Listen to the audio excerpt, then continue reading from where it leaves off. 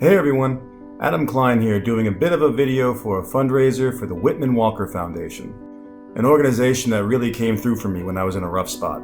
In March of 2023, I was involved in a shooting. To protect the identity of anybody involved, I'm going to try and be as vague as possible. Just to clear the air, I am okay.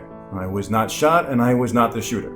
However, myself and a young woman passing by were able to give the victim, who had been shot in the head, first aid until paramedics were able to arrive and safely transport the victim to a nearby hospital. It is good to report that as of the last time I checked in, the victim was alive and recovering well. In the process of attending to the victim, I became covered in blood. My mother is a nurse practitioner, lifelong nurse, and former director of the ER at the Washington Hospital Center. She told me the time-tested procedure was to get on 2 antiviral medications that help people who may have been exposed to a virus. Within 48 hours of the exposure, I was tested for a litany of things, got prescriptions for the medicines that were recommended, and then began the trek to try and get them. Frustrating does not even begin to describe the process. Most pharmacies did not have both medicines. The few that did have the second drug available did not take my insurance for it. One pharmacy out of state had both medicines, but neither took my insurance. Either way, I was looking to spend either between $1,500 and $3,500. Talk about a costly good deed.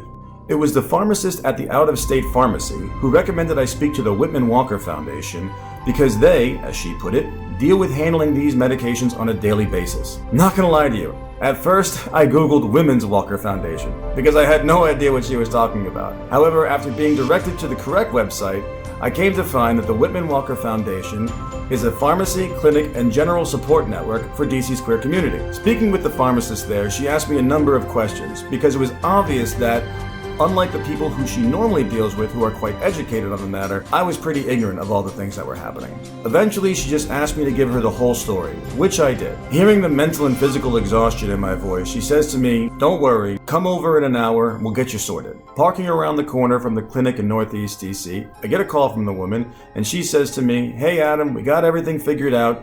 We've got both medicines in stock, the prescriptions are filled, total cost is going to be $40. Not $3,500, not $2,500, not $1,500, not $1,000, not $500, not $100, $40. That's less than my typical order at Burger King." I walked in, got the medicine, she answered the plethora of questions that I bombarded her with, and she sent me on my way feeling much better than I had felt in quite a while.